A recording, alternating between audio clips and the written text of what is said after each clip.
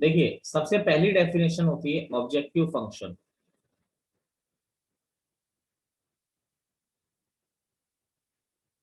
देखिए objective function क्या होता है, जिसको भी आप मैक्सिमाइज या मिनिमाइज करते हैं। यानी कि मैथमेटिकल लैंग्वेज में बताऊं तो if C1 C2 C3 Cn are constant, C1 C2 C3 Cn are constant,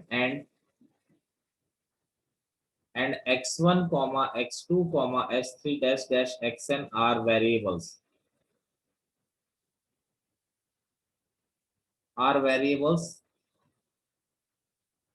then the linear function जो होता है, लीनियर फंक्शन जो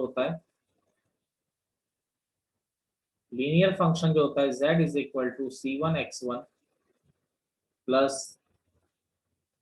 C2 x2 plus C3 x3 plus का जो Cn xn होता है। ये जो फंक्शन है, जो हमने कल ऑब्जेक्टिव फंक्शन कॉस्ट लिया था या प्राइस लिया था, जो भी हम लोग लेते हैं, तो ये जो ऑब्जेक्टिव फंक्शन हो, ये इसी को हम लोग क्या कहते हैं, ऑब्जेक्टिव फंक्शन होता है। जिसको आप या तो मैक्सिमाइज करते हैं या मिनिमाइज। अगर प्राइस होता है तो मैक्सिमाइज करते हो, सॉरी प्राइस, सॉरी कॉस्ट होता है तो हम लोग क्या करते हैं, इसको बोलिए, मिनिमाइज करेंगे मैक्सिमाइज करेंगे। मिनिमाइज। मिनिमाइज। बिल्कुल मिनिमाइज। बिल्कुल। और प्रॉफिट होगा तो maximise. Which is to be maximised, which is to be maximized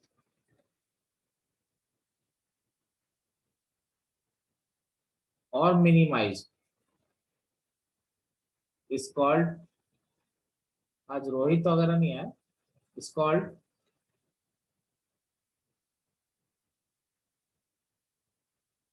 called the objective function। इसे हम लोग क्या कहते हैं, ऑब्जेक्टिव फंक्शन, जिसको आप मैक्सिमाइज या मिनिमाइज करते हैं। ठीक है। अब देखिए दूसरा क्या होता है, एक कंडीशंस जो देते हैं हम लोग, जो इसका नाम होता है कंस्ट्रेंट्स। कंस्ट्रेंट्स तो क्या होती है, द इनइक्वालिटी या इनइक्वेशन, इसको इनइक्वेशन भी कहते हैं तो कोई गलत नहीं होता। Inequation in the variables of a LPP, in the variables of a LPP which describes the conditions, which describe the conditions, describe the conditions, ठीक है, under which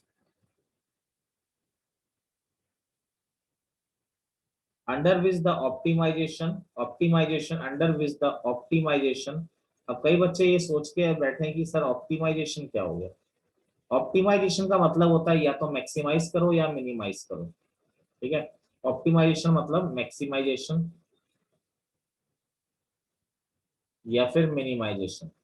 थोड़ा मैथमेटिकल टर्म में हमें थोड़ा अजीब सा लगता है, बाकी है तो सिंपल सी चीजें। Is to be accomplished, is to be accomplished are called constraints, are called constraints। ठीक है। अब कंस्ट्रेंट क्या होते हैं, या तो ग्रेटर देन इक्वल टू में होते हैं, या लेस देन इक्वल टू में होते हैं, या फिर कभी कभी इक्वल टू में भी होते हैं। ठीक है। अगला क्या होता है, लास्ट जो होता है non negative restriction. Non negative restriction क्या होते हैं, देखिए जो भी आप x और y लेते हैं वो तो ऑलवेज पॉजिटिव ही लेंगे ना। तो these are the constraint, these are the constraints which describe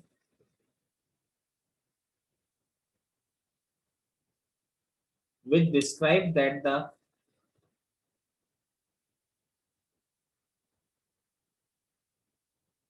variables involved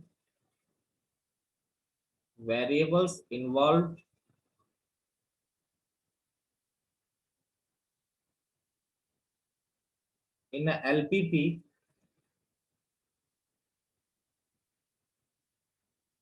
are non-negative, natural सी बात है, हम एक बार ये शर्त लिख के चलते थे ना कि एक्स भी पॉजिटिव, हम यही तो दो वेरिएबल यूज करते थे, तो हम लिखते थे कि एक्स भी पॉजिटिव होना चाहिए और वाई भी क्या होना चाहिए, पॉजिटिव। तो ये होते हैं हमारे नॉन नेगेटिव रिस्ट्रिक्शन, नोट करिए।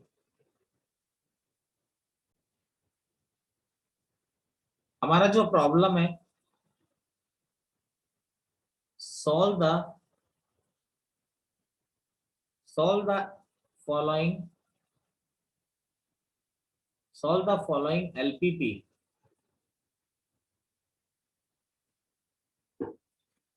ग्राफिकली। जैसे आपको अब इसने बोला है कि मैक्सिमाइज करना है, किसको मैक्सिमाइज करना है, z is equal to 5x plus 3y को आपको क्या करना है, मैक्सिमाइज करना है। और कंस्ट्रेंट दे रखे हैं, इनको यूज करके सब्जेक्ट टू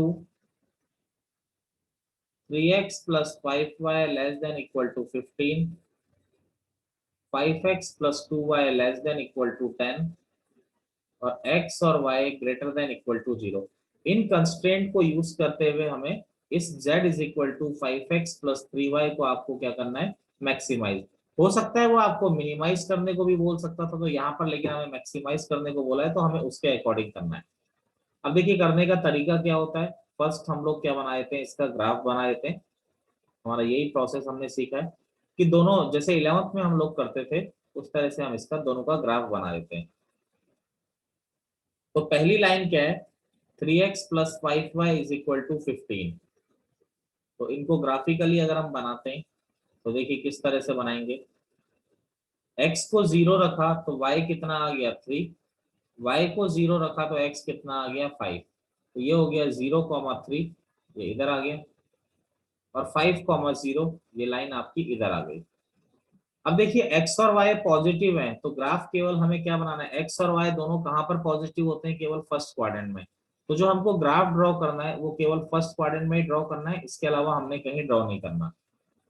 अब इसने या तो इस प्लेन को दो पार्ट में डिवाइड किया, या तो इधर वाला सॉल्यूशन होगा या इधर वाला।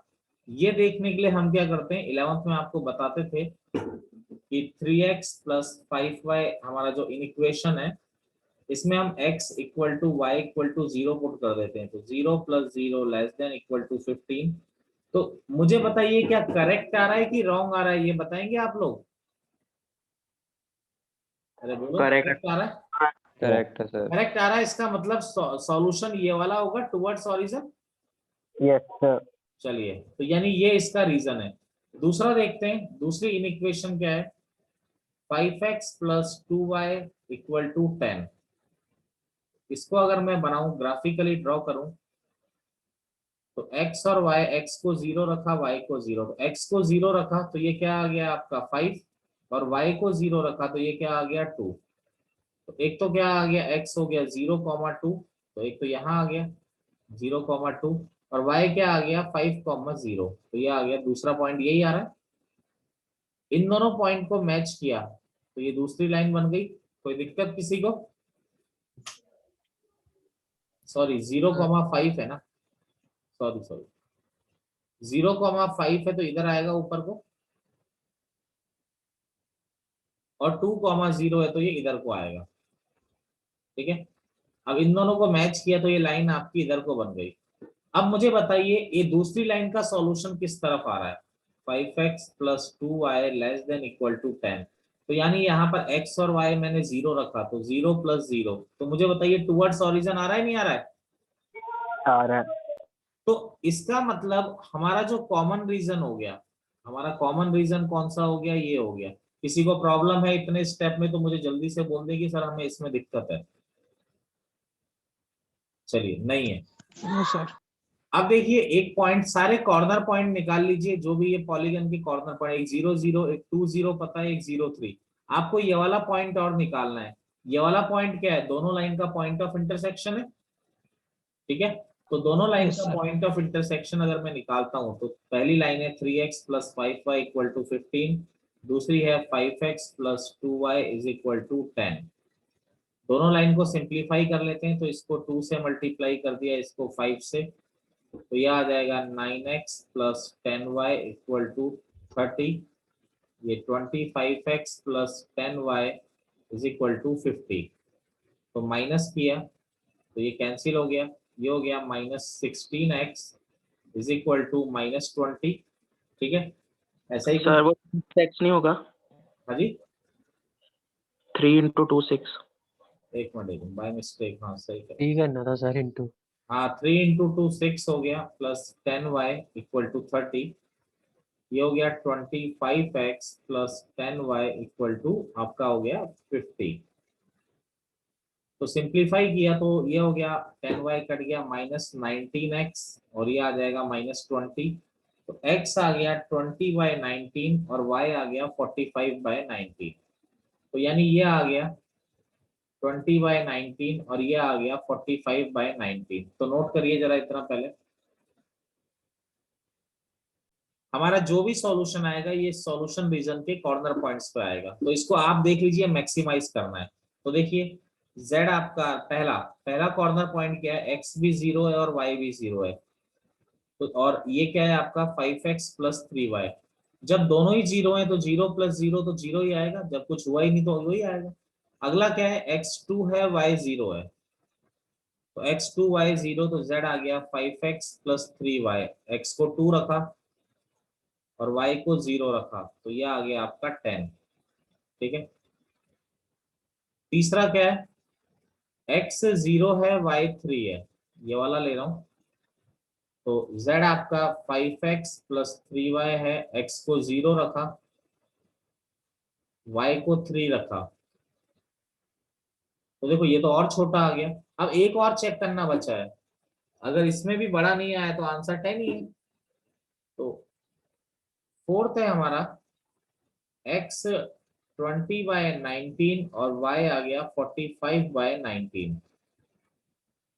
तो z हमारा 5x प्लस 3y है, तो 5 × x आ रहा है 20/19 प्लस 3y आ रहा है 45/19। तो देखिए क्या आता है यहाँ पर, यह आ गया 100/19 प्लस 45 × 3 हो गया 135/19। तो ये जो आ रहा है आपका 235/19। अब ये 235/19 जो है इन सब में मैक्सिमम वैल्यू है, क्योंकि ये 11 से भी बड़ा होता है आपका, 11 12 से भी बड़ा। 12.3। ठीक है, तो इसका मतलब यानी कि ये जो ऑब्जेक्टिव फंक्शन है 5x प्लस 3y, ये मैक्सिमाइज कब होगा, ये मैक्सिमाइज होगा जब x आपका क्या हो जाएगा 20/19 और y हो जाएगा 45/19। और जो मैक्सिमम वैल्यू होगी इस ऑब्जेक्टिव फंक्शन की वो क्या होगी 235/19। क्लियरिटी है आपको क्या करना होता है लास्ट स्टेप में? Yes sir. Yes sir. Next problem है हमारा, इसमें अब मैं आपके सामने 3 लाइनें लेता हूं। ठीक है, solve the LPP, solve the LPP graphically. और आपको क्या करना है, आपकी बार मिनिमाइज करना है। z is equal to 20x plus 10y and subject to है x plus 2y less than equal to 40, 3x plus y greater than equal to 30, 4x plus 3y greater than equal to 60 और x और y greater than equal to 0। तो x plus 2y less than equal to 40, 3x plus y greater than equal to 30, 4x plus 3y। ये देखिए ये दे रखे हैं आपको। तो देखिए सबको ग्राफिकली पहले हम बनाएंगे, नो डाउट प्रोसेस तो वही होगा आपका हमेशा। तो देखिए ग्राफिकली इनको पहले ड्रॉ करना पड़ेगा हमको, फिर हमें उनका कॉमन रीजन ढूंढना होगा कि इनका कॉमन रीजन क्या है। तो देखिए x और ये y, तो फर्स्ट लाइन जैसे हमारी आ रही है, देखो इन दोनों का मतलब तो क्या है, x और y दोनों पॉजिटिव होने चाहिए, यानी रीजन जो है फर्स्ट क्वाड्रेंट से आएगा, फर्स्ट क्वाड्रेंट के बाहर आपको नहीं जाना। अब देखिए पहली लाइन जो है x plus 2y is equal to 40। तो देखिए यहाँ पर अगर हम लोग ड्रॉ करते हैं, ये आपके थोड़े समझने के लिए मैं इस तरह से बना देता हूँ। x को 0 रखा तो y हो गया 20 और अगर y को 0 रखा तो x हो गया 40। तो यह आ गया 0,20। तो यहाँ पर आपको एक तो 0,20 मिल गया। इसको थोड़ा ऊपर बना लेते हैं ताकि ठीक रहेगा। एक आपको मिल गया 0,20, एक आ गया आपका 40,0। तो दोनों लाइनों को अगर हम मैच करते हैं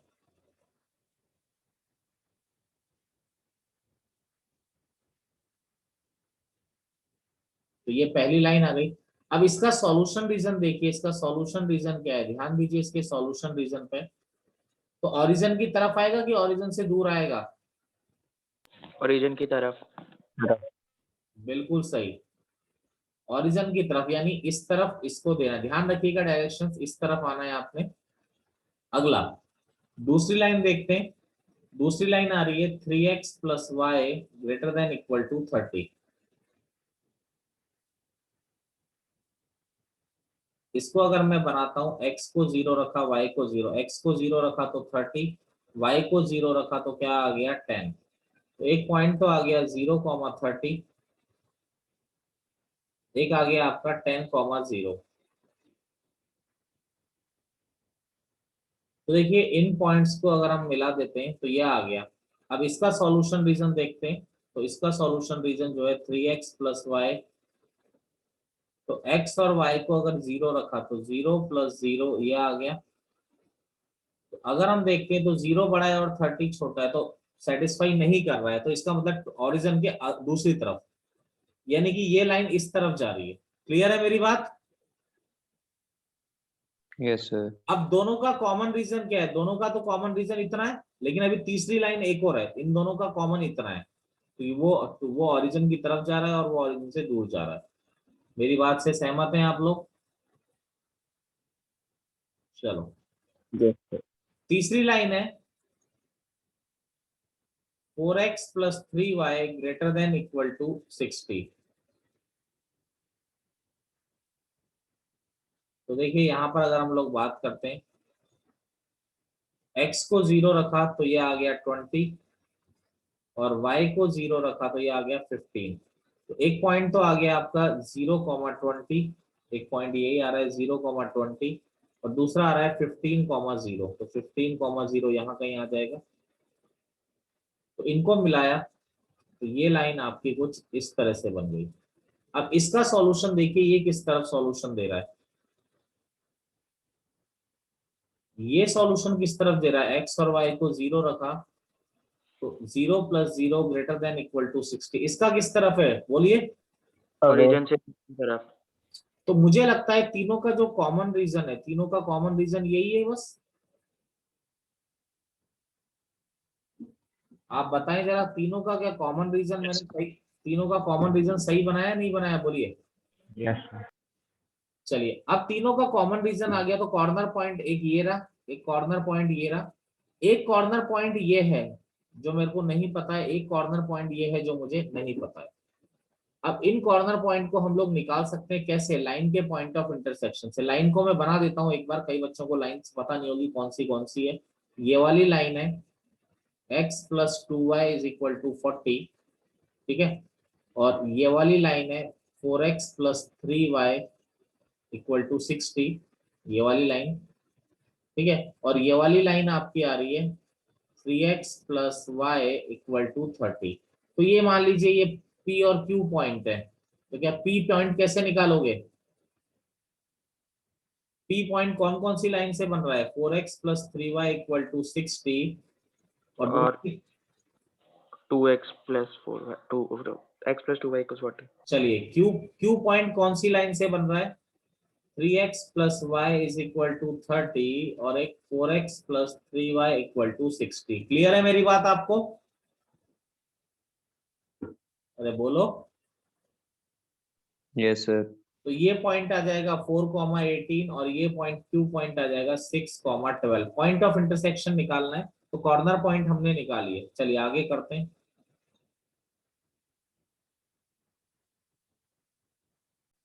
देखिए हमें मैक्सिमाइज या मिनिमाइज करना है। z is equal to 20x plus 40y को, sorry 10y, 20x plus 10y। Sir Q पे होगा, हाँ जी, सर Yes, क्यू sir. पे आएगा, Q पे. क्यों? ये सर क्यू पॉइंट पे मिनिमम वैल्यू आएगी। अच्छा अच्छा, क्यू पॉइंट टाइप, चलो वो तो फिर ठीक है, लेकिन आपको बनाना पड़ेगा। आप समझ गए ना क्या करना है आप लोगों को आगे? यस सर कर लिया। हाँ, तो x15 y0, तो सबसे पहले क्या हो जाएगा 20 इंटू 15 प्लस y0, तो 300 आ गया एक। दूसरा x40 y0, तो z इज इक्वल टू क्या आ गया 20 इंटू 40, ठीक है, तो 20 इंटू 40 प्लस 0, तो कितना आ गया, एक मिनट, x40 y0, यही है ना, x40 y0, 800 आ गया। तीसरा पॉइंट क्या हो गया, x4 हो गया, y18 हो गया, तो z is equal to 20 into 4 plus 10 into 18, तो ये हो गया 80 प्लस 180, कितना हो गया 240 आ गया, ठीक है, ऐसा ही आ रहा है यहाँ, 260 सॉरी 260। अगला फोर्थ पॉइंट कौन सा हो गया कि x 6 है और y 12 है, तो z 240 आ रहा है सर। तो इसका 20, 240 है। हाँ बिल्कुल, 12 इंटू 10, तो ये हो गया 120 प्लस 120, कितना हो गया 240। अब मुझे बताइए कि इसमें मिनिमम वैल्यू किसकी आ रही है, ये आ रही है, 40,0 ठीक है, सच मिनिमम, ठीक है सर। तो हाँ, यानी मिनिमाइज हो रहा है x इक्वल टू 6 और y इक्वल टू 12 पर, और मिनिमम जो आ रहा है, मिनिमम जो आ रहा है वो क्या हो गया 240, यही आपका क्या हो गया आंसर हो गया। क्लियर है मेरी बात सबको? Yes, sir.